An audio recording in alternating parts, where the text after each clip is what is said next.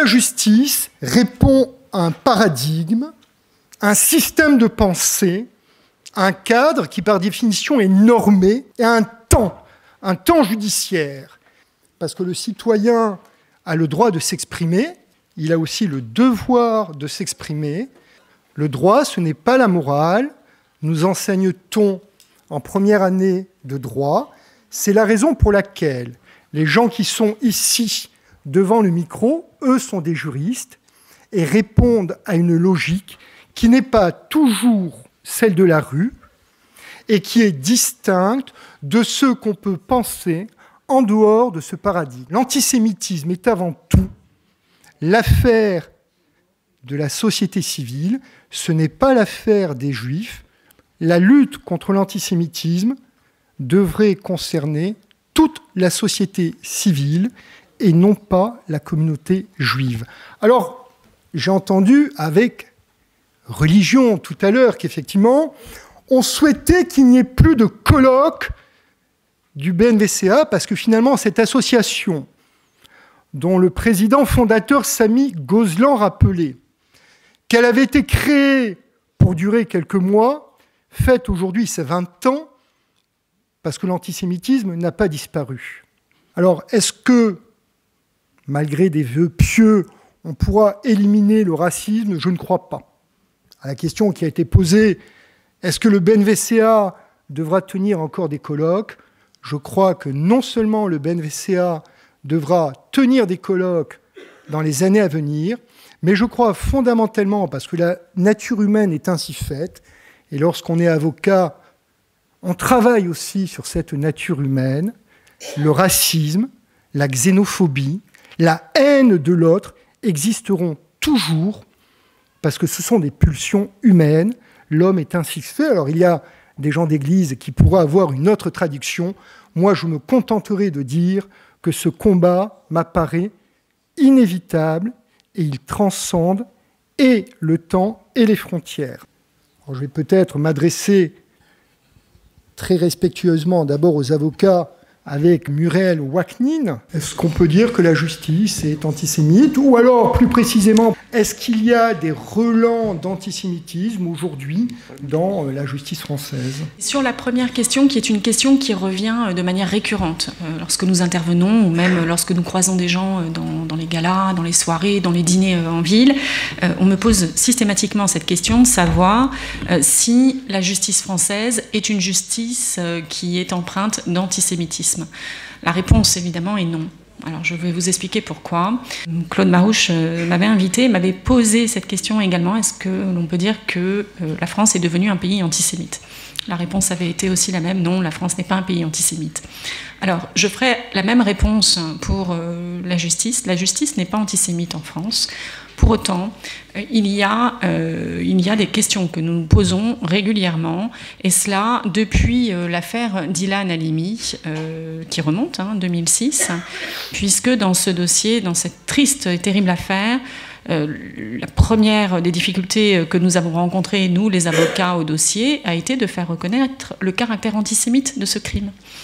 Et quand je dis que ça a été une difficulté terrible. Je me suis souvenu que la première information que les enquêteurs avaient eue dans le dossier d'Ilan était la suivante. Youssouf Fofana, qui était le chef du gang des barbares, ou en tout cas qui a été reconnu comme tel, avait passé un coup de fil à Ruth Halimi, à la famille d'Ilan, très rapidement, pour indiquer, il avait appelé la famille d'Ilan, mais il avait également appelé le rabbin Zini, dont il avait retrouvé le numéro de téléphone dans les vêtements qu'Ilan portait sur lui au moment où il l'avait enlevé. Et il l'avait appelé, et cette conversation a été enregistrée. C'est un message vocal qu'il avait laissé sur le téléphone, en indiquant « Nous tenons un juif et nous vous rapprochons de vous pour que la communauté paye ». Voilà ce que les enquêteurs ont eu comme première information. Ruth Halimi ne s'y était pas trompée. Immédiatement, elle a expliqué aux enquêteurs que l'enlèvement était forcément motivé par un mobile antisémite. Les enquêteurs ne l'ont malheureusement pas cru, avec toutes les complications que vous connaissez, sur lesquelles je ne reviendrai pas. Voilà déjà la première difficulté majeure qui a été dans une affaire qui nous a tous énormément marqués, mais pas qu'au sein de la communauté. C'est une affaire qui a marqué les magistrats, c'est une affaire qui a marqué les avocats qui étaient présents, et aussi une partie de la communauté française sur le sol national. Et la difficulté qu'on avait eue, cette lutte qu'on avait eue pour faire reconnaître le caractère antisémite, et je rappelle que le caractère antisémite n'a été retenu à l'encontre que de 2 personnes dans le dossier d'Ilan Halimi, Youssouf Ofana et l'un des mineurs, et non pas à l'encontre de tous les membres de ce gang, sachant que dans tout le dossier et dès les premiers PV d'audition de ces personnes dans cette affaire, il y avait des propos à caractère antisémite. Les premiers PV d'audition dans la garde à vue, dans les premières gardes à vue, ils ont immédiatement expliqué à quel point ils détestaient les juifs, à quel point Ilan représentait les juifs pour eux et que c'était quelque chose de terrible et que c'est aussi ce qui les avait motivés et ce qui les avait mobilisés. En tout cas, cela transparaissait de manière très claire dans les PV d'audition. Donc cette difficulté-là, on l'avait déjà en 2006. On l'a eu évidemment dans toutes les affaires qui ont suivi, notamment sacré lapsus. L'affaire de Sarah Halimi, dans laquelle Woody et moi-même étions avocats aux côtés, chers confrères, de Francis Piner et de William Goldnadel, et aux côtés également de Julie Buclamant, de Nicolas Benouège, de Stéphanie Cohen. Il y avait d'autres avocats à nos côtés, et c'était très bien, nous avions besoin d'une équipe solide. Dans cette affaire Sarah Halimi, vous le savez, la circonstance aggravante d'antisémitisme, il en a fallu des choses pour qu'on puisse enfin, pour que la justice puisse enfin reconnaître le caractère antisémite. Et je tiens à rappeler ici que la circonstance aggravante d'antisémitisme, elle était largement caractérisée pareil dès les premiers éléments qui sont tombés, dès les premières auditions de Kobili Traoré, qui était l'assassin de Sarah Halimi. Immédiatement, il y a eu des éléments qui étaient extrêmement éloquents. Et on savait que c'était une affaire à caractère antisémite. La juge d'instruction, sous pression du parquet de Paris, a retenu la circonstance aggravante d'antisémitisme, mais vous le savez aussi, cette juge d'instruction qui avait quand même une espèce d'a priori terrible dans ce dossier-là, qui a fait que ce dossier a été totalement un fiasco judiciaire, un naufrage judiciaire sans préalable, sans précédent.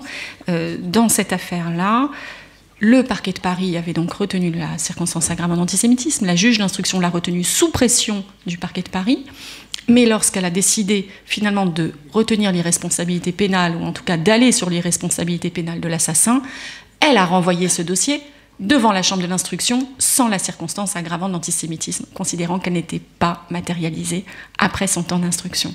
Et ce n'est que sur décision de la chambre de l'instruction, consacrée par l'arrêt de la Cour de cassation qui est arrivé après, que l'affaire a été véritablement qualifiée et étiquetée comme affaire criminelle à caractère antisémite, avec le problème de l'irresponsabilité pénale que vous savez. Alors, sur toutes nos affaires à caractère antisémite, et nous en avons d'autres, il est compliqué de mettre les magistrats, les enquêteurs de police face à la circonstance aggravante d'antisémitisme. Est-ce que c'est un biais idéologique, Franck Serfati, de nos magistrats, de nos enquêteurs? Est-ce qu'ils ont du mal à reconnaître cette circonstance-là quand pourtant elle saute aux yeux? Oui, c'est vrai, c'est compliqué. Peut-être parfois nous avons affaire à des magistrats qui ne sont pas très fans de notre communauté, c'est possible, mais ce n'est pas la majorité. 2, certainement pas la totalité de l'explication de ces difficultés, et nous y voyons plutôt un défaut de formation de nos enquêteurs de police et de nos magistrats. Et c'est pour ça que dans l'organisation que nous présidons avec Woody Block, l'organisation juive européenne, nous militons énormément pour former les magistrats et les enquêteurs à reconnaître et à savoir identifier les circonstances aggravantes d'antisémitisme. Sachez aussi que dans le système anglo-saxon, par exemple, la circonstance aggravante d'antisémitisme, dans les affaires criminelles à caractère antisémite ou dans les violences physiques à caractère antisémite, elle est reconnue d'emblée. C'est-à-dire que l'enquêteur, quand il ouvre son enquête, il ouvre avec la circonstance aggravante d'antisémitisme à partir du moment où il a un petit doute sur cette circonstance-là. Et ensuite, si jamais l'instruction ou l'enquête venait à démontrer que cette circonstance n'était pas établie, à ce moment-là, il la retire. Et nous souhaiterions que le système judiciaire français se cale sur ce modèle-là. Pourquoi ? Parce que lorsque vous démarrez une enquête, et malheureusement la plus triste illustration de ce que je suis en train de vous expliquer, c'est l'affaire d'Ilan, lorsque vous démarrez cette enquête en privant les enquêteurs de cette piste-là, vous les empêchez d'aller enquêter de manière efficace.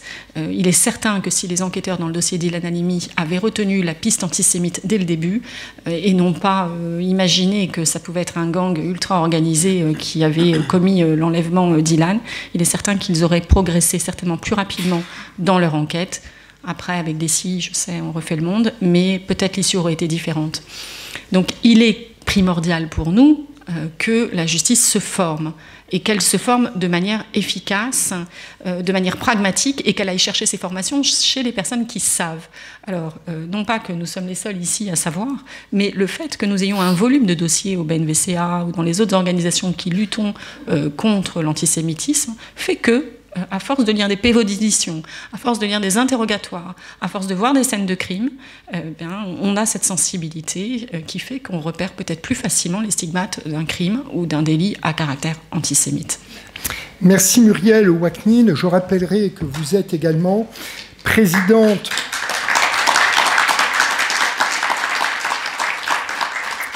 d'une association de lutte contre l'antisémitisme, l'OJE, Organisation juive européenne. Contrairement aux autres avocats, je ne suis pas un spécialiste du droit de la presse. Cette fameuse loi très ancienne de 1881, on en parlera tout à l'heure avec les spécialistes à mes côtés, la loi qui est citée dans les panneaux dans la rue « Ne jetez pas sur la voie publique », loi de 1881. Je ne la connais pas, moi je faisais du droit pénal. De l'autre côté, je défendais les méchants. Et voici 2 ans, à la sortie du procès de l'hypercacher, notre cher ami Samy Gozlan m'a demandé d'intervenir au soutien des intérêts du BNVCA. Depuis 2 ans, nous avons déposé 160 plaintes. Et les administratifs du BNVCA n'ont de cesse de surveiller, pas ici à Paris, mais dans toute la France, y compris dans les provinces reculées, toutes à caractère antisémite. D'où le nombre de plaintes. Et sur ces plaintes 160, j'ai, en fin d'année, avec notre ami Guy Attal, recensé le taux de retour. Plus de 70% des plaintes ont été traitées. Plus de 70% des plaintes. Et nous avons eu, dans toutes les affaires traitées, des condamnations sans qu'il y ait honte ou frilosité à reconnaître le caractère antisémite. Alors, est-ce à dire que la justice est parfaite? Bien évidemment, non. Ne me faites pas dire ce que je n'ai pas dit. Je crois qu'il est de notre devoir de critiquer, de contester, d'interpeller les institutions, qu'elles soient judiciaires, politiques. En tout cas, on va poser la même question, non pas à un représentant de l'État, et je vous laisserai, monsieur le procureur, Éric Neveu, répondre à la même question. Est-ce que vous considérez, vous, magistrat du parquet, vous allez nous expliquer, que la justice, aujourd'hui en France, ne répond pas de façon suffisamment tranchée aux actes et infractions à caractère antisémite? Merci, cher maître. Mesdames et messieurs, je vais répondre tout d'abord à la dernière question. Le fait que je sois présent permet de répondre à cette question. Non, la justice n'est pas antisémite. La justice, elle est à l'image de la nation, elle est composée d'êtres humains, avec leurs qualités, avec leurs défauts, leur fainéantise parfois, j'y reviendrai dans un instant, peut-être aussi une justice, et vous le savez tous, qui est totalement encombrée, qui est complètement engorgée et qui essaye tant bien que mal de traiter les dossiers que la société lui fournit quotidiennement d'une manière de plus en plus massive, parce que notre démocratie va mal, le pacte social, il est enfreint, il est, j'allais dire même saigné quotidiennement, à la fois en région parisienne, mais aussi dans les petites contrées, jusqu'à Cusset. Cusset, pour ceux qui ne connaissent pas, c'est 10 000 habitants, ça fait partie de l'agglomération de Vichy, il faut le dire. C'est que, et je parlerai parce que ça montre aussi par rapport à une affaire que vous n'avez pas évoquée, que la justice, elle peut être très réactive et elle peut sanctionner à la hauteur des enjeux qui lui sont présentés les infractions qui sont commises. Un procureur de la République, ça sert à quoi? Un procureur de la République, c'est un magistrat. Je suis très content, depuis tout à l'heure, j'ai entendu des tas de critiques sur les juges. Je suis content de ne pas être juge. Les magistrats, il y a 2 branches. Vous avez les procureurs de la République, qui sont, je vais vous expliquer dans un instant, les représentants de la société, mais qui sont des magistrats. Et de l'autre côté, vous avez les juges. Les juges, ils sont assis, comme moi aujourd'hui, ils statuent sur des dossiers qu'on leur présente, justice civile, justice pénale. Le procureur de la République, il a 15 fonctions. Je ne vais pas toutes les énumérer. On a un rôle qui est éminemment important dans la société. Le rôle le plus important que vous connaissez certainement tous, c'est que nous portons la parole de la société. Nous sommes le ministère public, les représentants de la société aux audiences. Nous portons la parole de la loi et nous demandons à ce que la loi soit appliquée. Et nous demandons, lorsqu'on est en affaire pénale, à ce qu'un individu qui a été interpellé, qui est jugé, soit condamné. Et ensuite, on va s'occuper de faire exécuter les peines. Le procureur de la République, on revient là aussi au cœur du sujet, et avant l'audience, il a un rôle qui est éminent, c'est qu'il dirige la police judiciaire. La police judiciaire, c'est la police nationale, c'est la gendarmerie nationale, ce sont aussi les douaniers, je ne parle même pas des officiers fiscaux judiciaires, la police de l'environnement. C'est énormément d'interlocuteurs au quotidien, ce qui veut dire qu'au quotidien, dans tous les parquets de France, dans chaque tribunal, vous avez un procureur de la République avec des équipes. Moi, au parquet de Cussènes, nous sommes 4. À Paris, ils doivent être 126 maintenant aujourd'hui. Ça vous donne aussi la façon dont on gère les flux. Alors bien évidemment, je n'ai pas du tout le même taux de délinquance que ce qui peut se passer à Paris. Paris que je connais bien parce que j'ai travaillé au parquet de Paris il y a quelques années. Mais tous les jours dans un parquet, vous avez un magistrat qui est de permanence, un magistrat du procureur, donc moi, un substitut, ou moi-même, je prends mon tour de permanence une fois par mois. Et nous sommes au courant de toutes les infractions qui sont commises et nous dirigeons les enquêtes. Les enquêteurs nous appellent parce qu'ils ont placé quelqu'un en garde à vue et nous leur demandons de réaliser tel acte d'enquête. Et puis à un moment donné, au bout de 24 heures, 48 heures de garde à vue ou plus, jusqu'à 96 heures lorsqu'on est en délinquance organisée, eh bien nous prenons une décision, ce qu'on appelle une orientation pénale, décision qui consiste à renvoyer ou pas quelqu'un devant le tribunal correctionnel pour être jugé. Si nous décidons de renvoyer quelqu'un devant le tribunal correctionnel, c'est que nous considérons que nous avons suffisamment d'éléments de preuve et que les infractions sont constituées. Ma légitimité, la légitimité de tous les procureurs de la République, c'est d'appliquer la loi. La loi, elle est décidée au niveau du Parlement, c'est l'expression de la volonté générale. Et nous ne sommes que les serviteurs de la loi, et c'est important parce que nous ne sommes pas dans le dogme, nous ne sommes pas des politiques. Moi, je ne considère pas mon idée comme ça. Il y a un texte qui prévoit qu'il y a telle infraction qui existe. Malheureusement, un fait qui nous est dénoncé peut très bien n'être pas constitutif d'une infraction. S'il est constitutif d'une infraction, nous vérifions si nous avons les éléments matériels de l'infraction qui sont réunis pour pouvoir obtenir donc des poursuites pénales contre l'individu.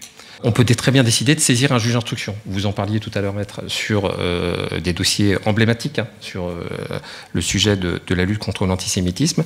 C'est qu'on décide à un moment donné de confier le dossier à un juge d'instruction qui va prendre la direction de l'enquête, qui va instruire le dossier et qui, à un moment donné, va clôturer son instruction.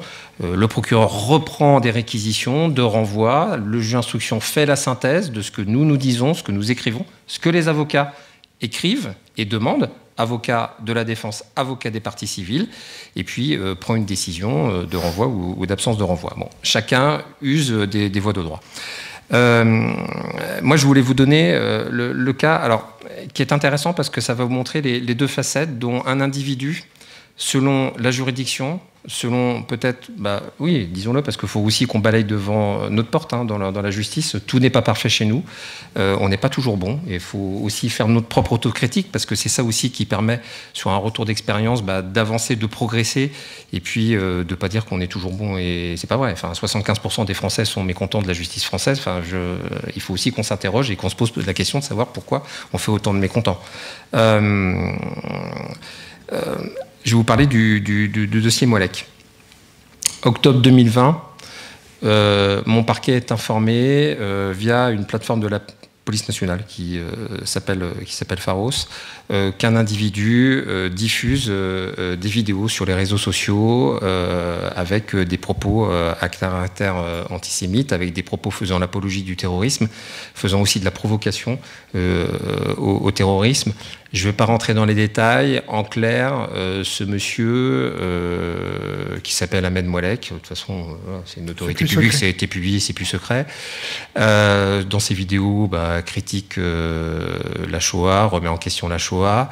Ce monsieur, surtout, en fait, critique, c'est juste après l'affaire, une commémoration concernant l'assassinat de Samuel Paty, remet en question, en fait, les faits en disant que grosso modo, Samuel Paty a bien mérité ce qui lui était arrivé.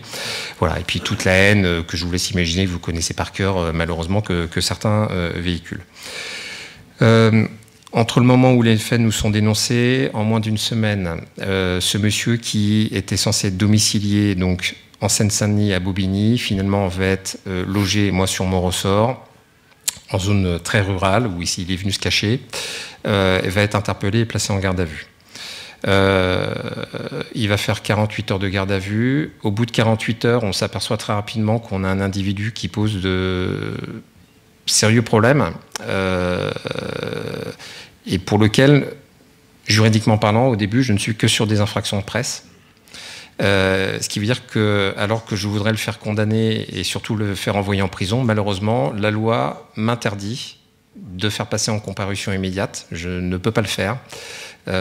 Sur les infractions du droit de la presse, il y a tout ce qui est protection de la liberté d'expression en France, c'est aussi quelque chose qui est important dans notre démocratie, qui m'empêche en fait malheureusement de le faire passer en comparution immédiate. Et je ne suis pas forcément satisfait. Un individu qui prône autant de haine et dont on peut se poser la question de savoir si, quand on voit le nombre de personnes en fait, qui le suivent sur les réseaux sociaux, de laisser dehors, j'utilise une voie procédurale un peu vicieuse, mais je le fais exprès. J'ouvre une information judiciaire, ce qui me permet de saisir un juge d'instruction et de demander, dans ce cadre-là, en fait, son placement en détention provisoire.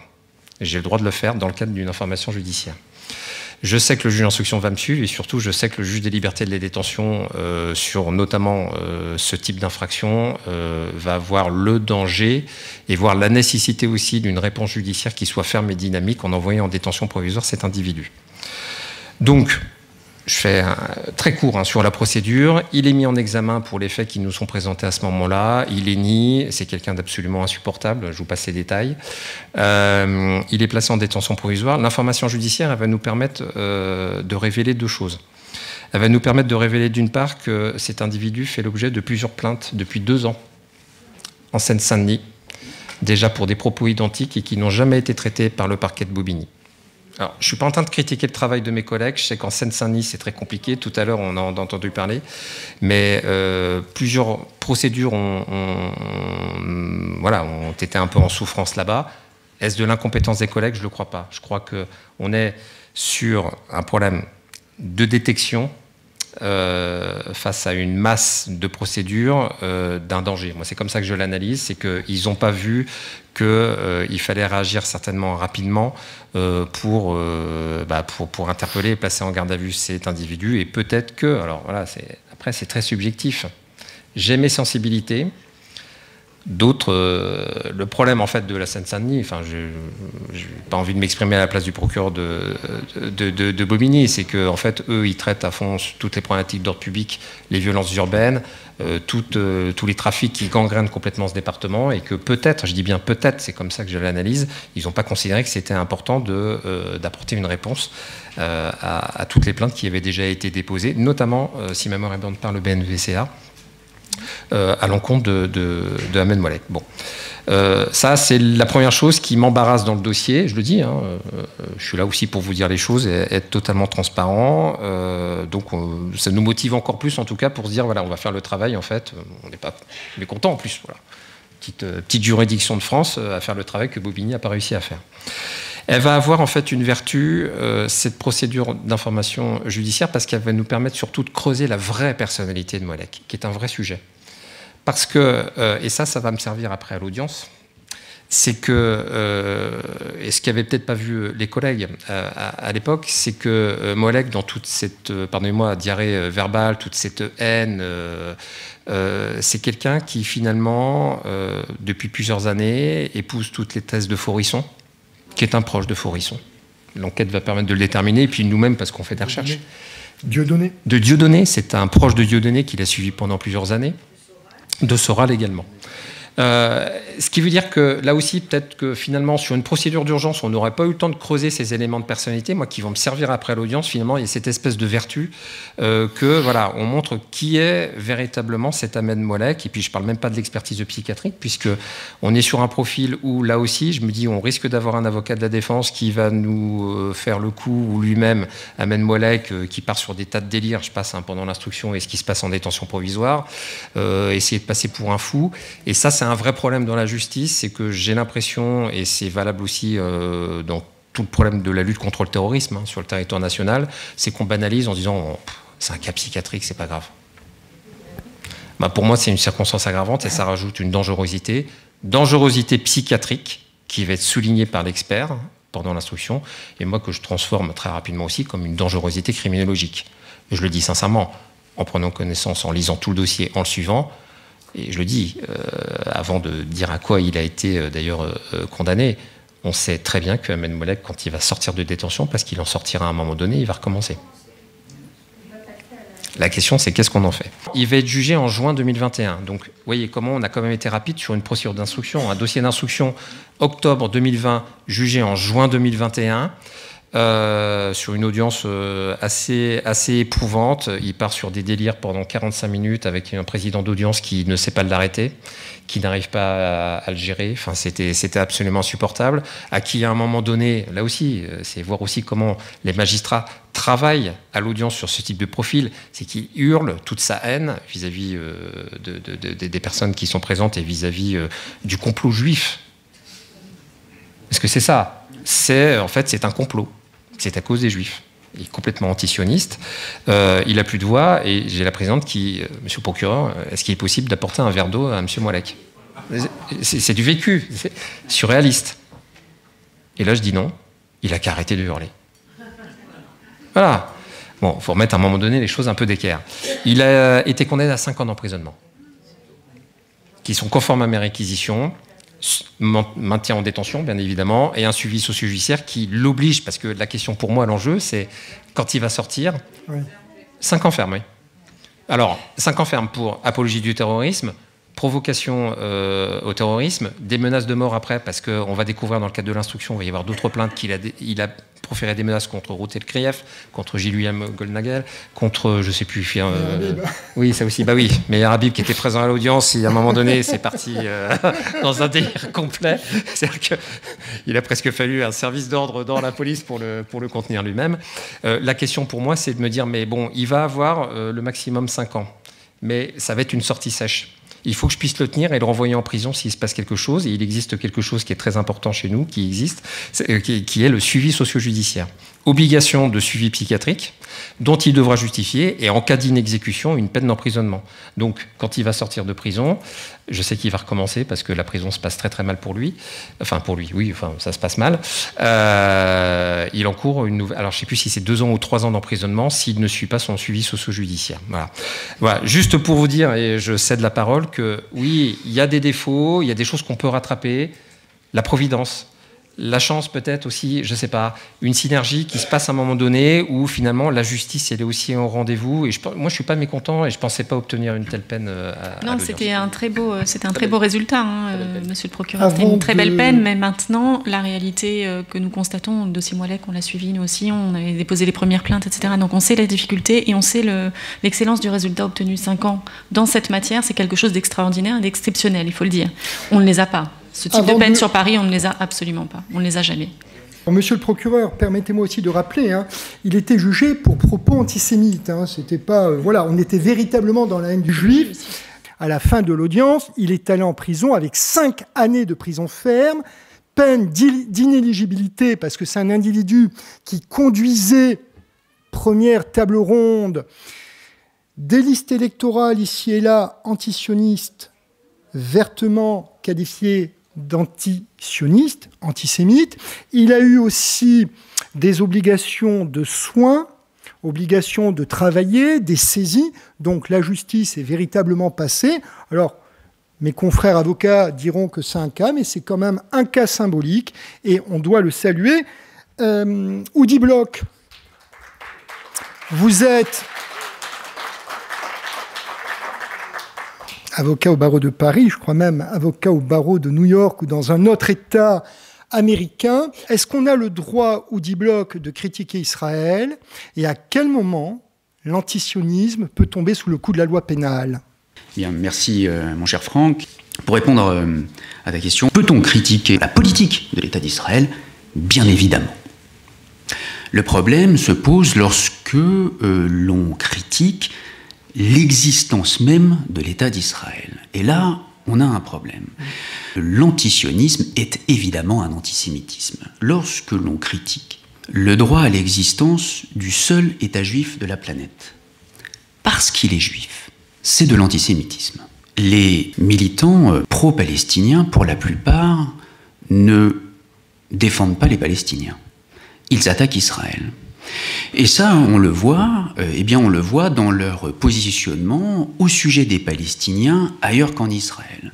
Les Palestiniens au Liban n'ont pas de passeport, ils n'ont pas la nationalité, ils n'ont pas la citoyenneté, ils n'ont pas le droit de voyager, ils n'ont pas le droit d'acquérir des terres, ils sont exclus d'une grande partie des professions publiques et privées. Et est-ce que vous les voyez défiler et manifester place Saint-Michel contre la politique du gouvernement libanais à l'encontre des Palestiniens? Non. Lorsque les Palestiniens se sont fait attaquer d'un côté par le gouvernement syrien d'El-Assad et de l'autre côté par Daesh pendant la guerre en Syrie, ils étaient pris entre deux feux. Est-ce que les pro-palestiniens français, européens sont allés défiler pour soutenir les Palestiniens? Non. Est-ce que les pro-palestiniens, français, européens, vont défiler pour dénoncer la politique de l'autorité palestinienne à l'encontre des journalistes palestiniens, des homosexuels qui se font soit emprisonner et torturer sous l'autorité palestinienne, soit défenestrés, jetés du haut des immeubles par le Hamas? Non. En fait, les pro-palestiniens viennent au soutien des Palestiniens uniquement lorsqu'il y a Israël. Et quel est le lien que l'on fait? Eh bien, c'est parce qu'Israël est un État juif. Voilà pourquoi. Et donc, on passe ainsi de l'antisionisme à l'antisémitisme. Et on le retrouve en France. Et ça a été évoqué dans le cadre de la première table ronde, lorsque l'infâme Mera, moi je cite son nom, est allé assassiner 3 enfants dans la cour d'une école et un professeur, père de 2 enfants, pour venger les petits-enfants palestiniens lorsque Hamedi Koulibaly, et nous étions, Muriel et moi, dans le dossier Mera, dans le dossier de l'hypercacher, et nous étions aussi avec Muriel dans ce dossier, Koulibaly, lui aussi, justifie l'attaque de l'hypercacher parce que il faut venger ses frères palestiniens, lorsque dans un dossier qui est en cours d'instruction, je ne dirais pas grand-chose dessus, même si partie civile avec Muriel, nous ne sommes pas tenus au secret de l'instruction, mais nous avons quand même un devoir de secret professionnel. À Lyon, un homme défenestre un monsieur juif de 95 ans du 17e étage. On se demande pourquoi, puisqu'ils étaient des connaissances des voisins, et que l'on retrouve dans son téléphone portable des images de drapeaux israéliens en flammes et des commentaires sur Twitter, sur Facebook, d'un antisionisme viscéral, eh bien on fait le lien entre antisionisme et antisémitisme. Et c'est un point que l'on retrouve, mais par exemple, dans le dossier de Sarre-Union, c'est une profanation de cimetière. Nous étions avec Muriel et d'autres avocats de l'OJE dans ce dossier. Dans ce dossier, il y a donc 5 adolescents, je vais résumer très vite, qui ont dévasté un cimetière en 3 heures de temps, 260 tombes, et c'est des tombes, des vieilles tombes, c'est des monuments, c'est énorme, c'est des monuments, il y a certaines stèles qui pèsent 300 kilos. Ils les ont dévastées en 3 heures, prétendument seuls, sans instrument. Personne ne s'en est rendu compte. Lorsque nous sommes allés à Sarre-Union sur le cimetière, à peine avions-nous posé les pieds en dehors de la voiture que les fenêtres des maisons alentours se sont ouvertes, les rideaux se sont tirés, des têtes nous ont regardés parce qu'il y avait des étrangers qui étaient là. Pendant 3 heures, avec les bruits que ça devait faire, eh bien, personne ne s'en était rendu compte. Les mises en cause ont nié, contre toute évidence, le caractère antisémite de cette profanation. Alors c'est un cimetière juif, il y a des Magen David sur les tombes, il y a des inscriptions en hébreu, il y a un monument aux morts pour les victimes des camps de concentration à l'entrée, qui avait été financé par l'Allemagne. Et on retrouve dans leur téléphone portable, quand on fait les expertises techniques, eh bien, des chansons nazies, des photos d'Hitler.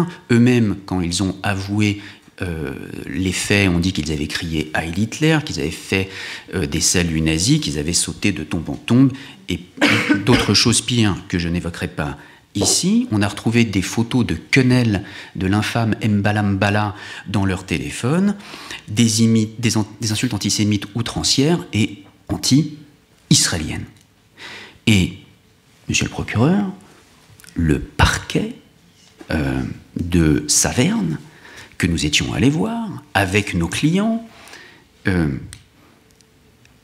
a eu énormément de mal à admettre le fait antisémite et disait que c'est quelques jeunes qui ont fait un jeu de rôle qui a dérapé. Eh bien non, ce jeu de rôle n'avait pas dérapé. Ils ont été condamnés à de la prison avec sursis, un TIG, un travail d'intérêt général, et un déjeuner pédagogique avec les représentants de la communauté juive locale. Le TIG, le travail d'intérêt général, c'était d'aller balayer les allées d'un cimetière qui n'était pas le cimetière qu'ils avaient profané.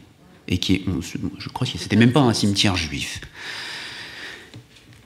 Et cette procédure a pris, en totalité, 7 ans. Donc, les faits février 2015, condamnation pénale septembre 2017, ça c'était assez rapide. Parce qu'il y avait une instruction. Donc, le temps judiciaire qui est un temps long, 2 ans, c'est assez rapide. Mais après, il y a eu toute la procédure civile de réparation qui a duré 5 ans. Pourquoi ? Eh bien, parce que lorsque nous, partie civile, avions demandé une reconstitution, le juge d'instruction nous l'a refusé. Lorsque nous avons demandé une expertise, le juge d'instruction nous l'a refusé. Et en fait, le juge d'instruction l'a accordé à la défense après... c'est le tribunal qui l'a accordé à la défense après la décision rendue par le tribunal pour enfants de Saverne. Voilà pourquoi, j'en terminerai par là parce que j'étais trop long, voilà pourquoi cette procédure a été si longue, et voilà pourquoi, pour résumer, oui, l'antisionisme est un antisémitisme, oui, on peut critiquer la politique de l'État d'Israël, non, selon moi, on ne peut pas critiquer l'existence de l'État d'Israël, un État légitime et démocratique, le seul du Moyen-Orient, je tiens à le préciser quand même, qui a été reconnu par le Concert des Nations en 1948, et ça aurait pu être la même chose avec le pendant palestinien, si tant est que aux 7 ou 8 propositions de paix et de partage, la Ligue arabe, puis l'OLP, puis l'autorité palestinienne avaient accepté ce qu'ils n'ont jamais fait.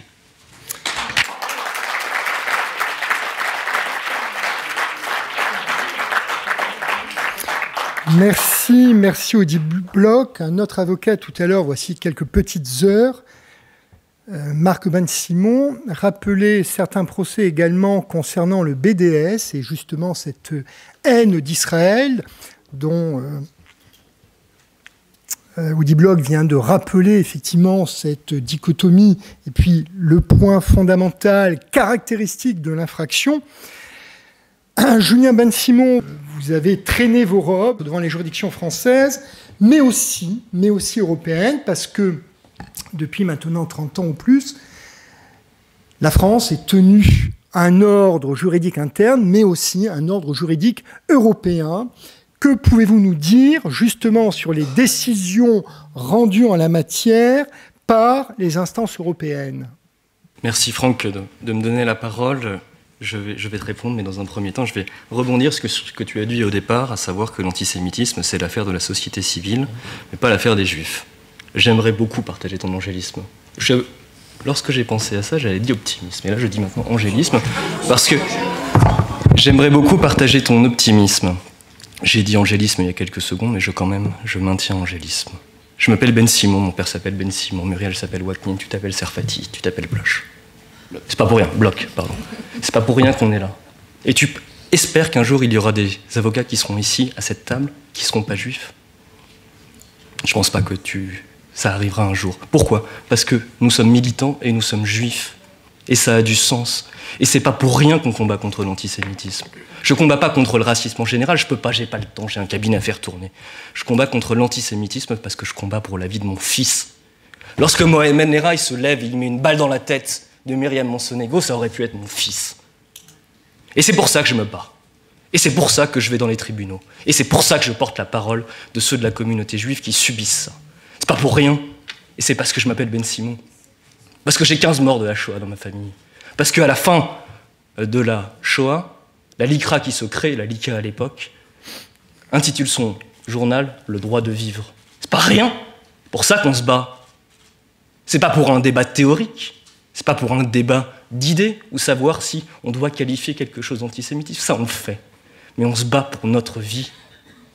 Et lorsque je vais au combat, et je dis au combat, contre un procureur de la République ou contre un juge d'instruction qui n'a pas compris ça, j'y vais en pensant à mon fils et tu fais la même chose. Et c'est pas pour rien. Et lorsque je vais à Bobigny voir une juge d'instruction et qu'elle me dit non, ceux qui ont séquestré la famille Pinto, et je reviens sur cette affaire, elle est emblématique pour moi, même si elle est, en réalité, elle n'est emblématique que parce qu'elle concerne la famille Pinto. Et si ça n'avait pas été Roger Pinto, on n'en aurait peut-être pas parlé de cette affaire. Mais elle est emblématique parce que la famille Pinto, ils habitent Livry-Gargan dans un pavillon. Roger, il a 90 ans. Mireille, elle a 15 ans de moins. Et leur fils David, il a 50 ans et il est handicapé. Et on rentre chez eux, en pleine nuit, on les a attendus après les vacances. Et on les tabasse. Et on les tabasse pas. Parce que ce sont n'importe qui. On les tabasse parce qu'à l'intérieur de leur maison, peut-être qu'ils ne savaient pas qu'ils étaient juifs en rentrant, mais à l'intérieur, on voit des photos avec des Magen David, on voit des mezouza, et on va les tabasser parce qu'ils sont juifs. Et parce qu'on ne peut pas penser autrement que les juifs, ce sont des gens qui ont de l'argent. Leurs agresseurs, ils leur disent la chose suivante. On est les Robins des Bois, on vole aux juifs. Et crois-moi, Mireille Pinto, lorsqu'elle se lève dans la salle d'audience de la cour d'assises de Bobigny, et qu'elle dit, parce que j'ai fait dire avant à une femme qui était une spécialiste de l'antisémitisme, parce qu'il faut expliquer les choses, parce qu'on est obligé de faire preuve de pédagogie, c'est normal, parce que les juges ne sont pas juifs. Et c'est normal quand on n'a pas cette sensibilité-là, quand on ne se bat pas pour la vie de ses enfants, de ne pas comprendre tout de suite ce que c'est que l'antisémitisme. Et cette juge d'instruction, elle m'a regardé droit dans les yeux, je ne comprenais pas pourquoi je n'avais pas accès au dossier, c'était compliqué avec cette juge d'instruction. Et elle m'a regardé droit dans les yeux, elle m'a dit « Monsieur, c'est pas antisémite. C'est pas antisémite. » Et vous savez pourquoi, me dit-elle? Ils sont trop bêtes pour être antisémites. Ils sont trop bêtes pour être antisémites. Et donc j'ai dû à cette femme-là, qui a fait des études, qui ne comprenait absolument rien, lui expliquer qu'il ne fallait pas avoir lu Charles Maurras pour être antisémite.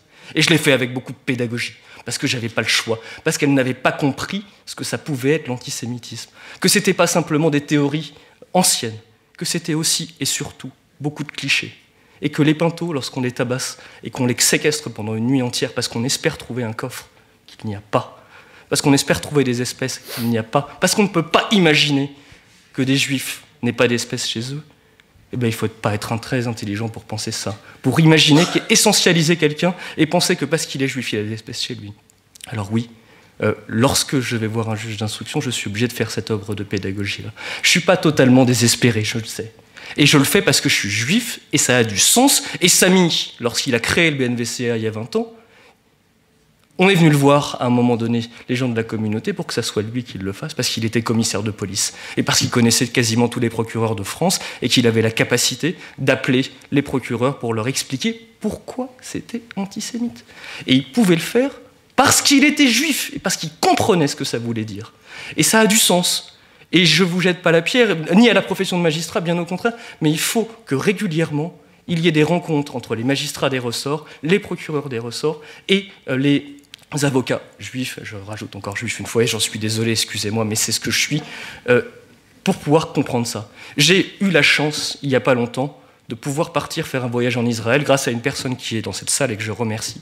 Et j'ai passé une semaine avec des procureurs de l'Union européenne, procureurs allemands, des procureurs belges, des procureurs irlandais, des procureurs hollandais et beaucoup de procureurs. Et nous avons énormément discuté. Aucun d'eux n'était juif. Aucun d'eux. Et j'ai eu énormément de discussions extrêmement intéressantes et informelles sur ce que c'était que l'antisémitisme et sur ce que je considérais comme comportement qui était constitutif d'antisémitisme, et eux ne l'avaient pas perçu, ne pouvaient pas le percevoir, mais c'est normal, parce que pour eux, c'était simplement un comportement qui était certainement crapuleux, mais ça n'était pas, ils ne percevaient pas ce qu'il pouvait y avoir derrière et ce qui pouvait être dérangeant pour ma communauté et pour ça. Et je suis heureux qu'à la fin de ces vacances, de ce séjour de discussion avec des procureurs européens, j'ai convenu avec 4 de ces procureurs, un procureur allemand, un procureur belge, un procureur hollandais, une procureure autrichienne, que lorsqu'il y aurait des sujets qui pourraient être antisémites, et qu'ils ne les comprendraient pas forcément, ils m'appellent pour que nous en discutions. Et je trouve ça très bien. Et j'aspire à ce que la même chose arrive en France. Je terminerai en disant quelque chose qui me paraît extrêmement important. Le BNVCA est souvent considéré par les autres associations et parfois par les pouvoirs publics comme étant une association qui déclare toujours que c'est antisémite. Eh bien oui, le BNVCA, par principe, a décidé que dès que ça toucherait un juif, il déciderait de déclarer que c'était antisémite. On ne fait pas n'importe comment, on ne fait pas de manière bête et méchante, mais on le fait. Et pourquoi on le fait? Parce que c'est important que dès le départ, ça soit dans le débat. Parce que pour des raisons qui sont certainement extrêmement bonnes, la majorité des magistrats sur les bureaux desquels arrive ce type de dossier n'ont pas envie, et c'est humain, et n'importe quelle personne qui n'est pas juive n'a pas envie que ça soit antisémite. C'est plus simple, c'est incompréhensible l'antisémitisme, si on s'y veut, mais c'est plus simple pour les gens qui ne sont pas juifs de se dire que ça n'est pas antisémite. Et c'est souvent ce qui arrive. Et c'est pas de la mauvaise foi, c'est une facilité. Donc le BNVCA décide que ça soit par principe déclaré antisémite.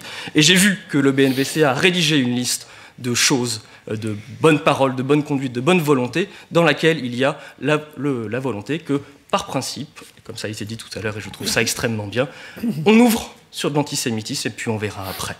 Et ça a du sens. Alors, la justice n'est pas antisémitiste, et j'ai pas du tout répondu à ta question, Franck. Je te présente mes excuses. C'est pour ça. Mais non, mais je voulais aussi, et si j'ai la parole pour l'instant, donc je la garde, je suis avocat, je suis désolé, remercier tous ceux qui ont contribué depuis 20 ans à déposer les milliers de plaintes qui ont été déposées par le BNVCA. Il y a eu un certain nombre de gens qui sont passés dans ce bureau et qui ont été extrêmement forts. Samy a été le moteur. Guy, tu es là, et c'est extrêmement important. On a eu Raphaël Chemouni qui a eu tenu... Voilà. Raphaël Chemouni qui a tenu le numéro du BNVCA, parce que, excusez-moi, je garde la parole une seconde supplémentaire. Qu'est-ce que c'est que le BNVCA à la base? Le BNVCA, c'est un numéro de téléphone. Ce sont des gens qui sont agressés en Seine-Saint-Denis majoritairement, et j'en suis désolé madame, et qui n'osent pas aller dans les commissariats parce qu'ils ne savent pas, parce qu'ils ont peur que ça ne soit pas considéré comme antisémite. Antisémite parce qu'ils ont peur d'être maltraités dans des commissariats où parfois il y a aussi des antisémites, et parce qu'ils n'osent pas pousser la porte des commissariats. Alors Samy Gozlan, il a mis en place un numéro de téléphone. Et ce numéro, il était joignable 24 heures sur 24, et c'était une croix portée par celui qui l'avait, mais c'était important, et ça l'est toujours.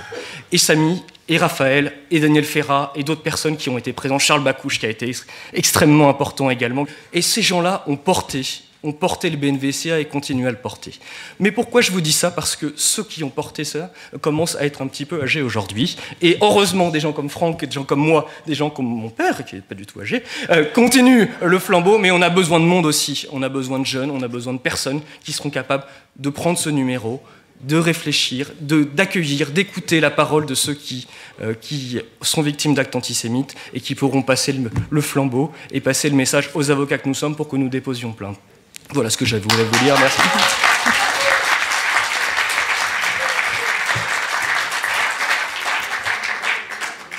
Merci Julien. Je vais demander à mes 4 invités d'être très rapides. On va jouer au jeu de questions-réponses en quelques minutes. Éric Neveu, une réaction qui ne sera peut-être pas viscérale, et on a entendu Julien, mais peut-être rationnelle. Qu'est-ce que vous avez à nous dire là-dessus? Je suis tenu d'un certain devoir de réserve, même ici, mais je suis effaré parce que j'entends depuis le début du colloque. Je le dis, sur les affaires qui sont rapportées, je ne comprends pas. Je ne comprends pas les réactions des collègues. Je ne comprends pas qu'on ne retienne pas le caractère antisémite sur ce qui constitue des évidences dès le début de l'enquête. Après, je vous dis, moi je suis très critique aussi sur notre institution. On a des collègues magistrats qui ont des approches très bisounours de la société et de la délinquance. Là, c'est un peu l'illustration par rapport à ce que vous avez dit. Certains même ils oublient qu'ils sont magistrats, ils s'autoproclament profilers. Et ça, je le vois sur plein de dossiers. Alors, je vous rassure, non, je vous rassure pas du coup. C'est pas lié que aux infractions liées à l'antisémitisme. Hein. Enfin, il y a des moments, ils sont là en train de se transporter. Ouais, mais non, il dit ça, mais il le pense pas, il est immature. Non, mais c'est pas notre job. Je veux dire, le début de l'enquête, c'est le recueil. Évidence au sens anglais, c'est le recueil de la preuve. Je veux dire, quand on a des individus, je suis désolé, je l'ai vu dans les dossiers, vous venez de l'évoquer à l'instant, qui nous disent, je suis rentré parce que j'ai vu une mezouza, et donc je suis rentré parce que je savais qu'il y avait de l'argent. Voilà. L'infraction et la circonstance aggravante, elle est déjà constituée. Quand on va en effet tuer quelqu'un, qu'ensuite on va la violer, récupérer la carte sur d'autres dossiers absolument tragiques que j'ai pu traiter aussi, je veux dire, le caractère antisémite, il est carrément caractérisé. Donc, et même, c'est ce que... Enfin, moi, c'est un réflexe, j'ai été élevé comme ça, comme magistrat, et beaucoup d'autres magistrats aussi. Alors, je suis navré que vous ne les rencontriez pas, ou alors on n'est plus beaucoup, alors ils sont tellement désespérés qu'ils ont quitté la magistrature. Et ça arrive.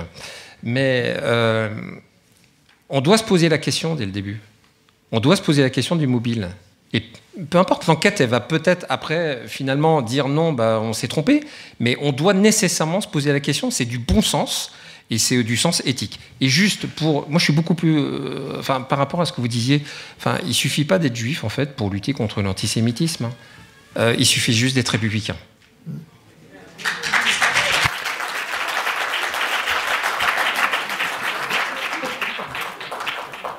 Je vais rester avec cette torpeur peut-être infantile, parce que oui, je suis optimiste. Et Éric Neveu, quand je vous entends, quand j'entendais tout à l'heure Daniel Guerrier, vous ne vous appelez pas Ben-Simon Ouaknin, et je sais bien évidemment qu'il est ici à Paris, en France, en Europe et dans le monde, des gens qui partagent cette cause, et vous venez de le dire, parce que défendre l'antisémitisme et combattre l'antisémitisme, c'est aussi se défendre à soi-même et aller plus loin. Chacun le sait, en tout cas ici dans cette salle. Muriel Ouaknin, un vœu en tant que militante, en tant que femme, en tant que citoyenne, mais inévitablement aussi en tant qu'avocate, un vœu en direction de la justice qui vous semblerait parfaire cette institution? Alors, de manière très pragmatique. 1, la formation des magistrats. C'est essentiel. Il faut former les magistrats, il faut former les enquêteurs. Il y a des magistrats qui sont encore bisounours ou qui ne savent pas. Deuxième vœu, le contentieux de la haine en ligne. Toutes les affaires de haine en ligne, il est complètement impensable, et ça fait des années qu'on milite pour ça, le JE, avec le BNVCA aussi, que ce contentieux-là soit traité par une chambre qui, en principe, traite de la liberté d'expression. Il faut sortir ce contentieux de la loi de 80, comme tu l'as rappelé, Franck, tout à l'heure, qui date quand même du 19e siècle, hein, donc elle n'est plus du tout adaptée à nos médias, à nos réseaux sociaux. Il faut sortir ce contentieux, le mettre dans le contentieux normal. Les comparutions immédiates nous semblent particulièrement adéquates en la matière. Troisième vœu, je souhaite, et c'est un vœu peut-être pieux, mais pour rebondir sur ce que Julien disait, sur ce que monsieur le procureur Neveu disait aussi, je souhaite qu'il y ait une prise de conscience en fait des citoyens. Nous sommes avocats. Évidemment que ça nous tient aux tripes, Julien l'a très bien décrit. Nous le faisons pour nos anciens, pour qu'ils puissent marcher la tête haute. Nous le faisons pour nos enfants, pour qu'ils puissent se rendre à l'école en toute sécurité, et nous le faisons aussi pour nous. Parce que si nous arrêtons de combattre, nous n'avons plus rien à faire ici. Et nous faisons ce que nous savons faire, nous avocats, donc nous nous battons devant les juridictions. Mais vous, en tant que citoyen, vous qui n'êtes pas avocat, vous qui êtes au quotidien aussi confrontés à l'antisémitisme, vous avez aussi votre rôle à jouer. Et donc mon troisième vœu, c'est celui-ci, Franck. Il ne s'adresse non pas à la justice, même si ça peut concerner aussi des magistrats, des greffiers, des huissiers, ça s'adresse à l'ensemble des citoyens. Je considère que c'est un combat qui doit venir de la base. On ne peut pas tout attendre du politique, on ne peut pas tout attendre de notre gouvernement. Le troisième plan de lutte contre l'antisémitisme, qui est sorti il y a à peu près un mois de cela, je vous invite à le lire, et vous verrez que l'antisémitisme est quand même relégué à la dernière place dans ce plan-là, et que ce sont d'autres priorités qui sont au gouvernement en ce moment. Je ne critique pas, je fais ce constat-là. Et donc, de ce constat, je rejoins mon idée première, qui est que chaque citoyen doit au quotidien lutter contre l'antisémitisme, contre le racisme aussi, mais nous parlons d'antisémitisme aujourd'hui, contre l'antisémitisme, et que c'est à la portée de chacun. Donc c'est un combat au quotidien, c'est une question d'éducation de nos enfants aussi, leur apprendre à ne pas accepter, de leur apprendre à dénoncer, de leur apprendre à tirer la sonnette d'alarme de manière efficace pour que nous, les associations, nous, les avocats, nous puissions relayer. Quand vous voyez passer quelque chose sur les réseaux, quand vous entendez quelqu'un qui a été acheter son pain, comme récemment on nous l'a expliqué, et qui s'est pris un torrent d'insultes à caractère antisémite, n'hésitez pas, faites la démarche. Vous savez que ces associations existent, vous savez que nous sommes tous à travailler pro bono, ça ne coûte pas un centime. On le fait tous ici de manière gratuite, du début jusqu'à la fin. Donc faites la démarche et faites passer le message. Voilà, mes 3 vœux. Merci. Merci Muriel. Audi Bloch, est-ce que tu souhaiterais, toi, est-ce que tu aimerais que les sanctions en la matière soient plus sévères? Oui, je le souhaiterais, parce que nous avons maintenant, avec l'OJE, près de 10 ans d'expérience, avec le BNVCA, 20 ans, et nous avons travaillé tous ensemble, nous, avocats, et nous avons remarqué une chose. Nous avons remarqué une curiosité judiciaire, monsieur le procureur. C'est que sur certains dossiers et sur certains individus que nous avons poursuivis, et que je peux nommer, hein, il y a Mbala Mbala, Soral, Rissen, Bourbon, eh bien, nous avons remarqué qu'il nous a fallu des années de travail, toute association confondue, pour arriver à des réquisitions d'abord, puis une condamnation à de la prison ferme.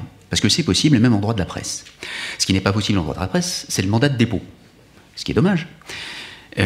Mais il nous a fallu des années de travail pour expliquer à quel point c'était dangereux et qu'il ne fallait pas sous-estimer le danger de la parole, parce que les mots tuent.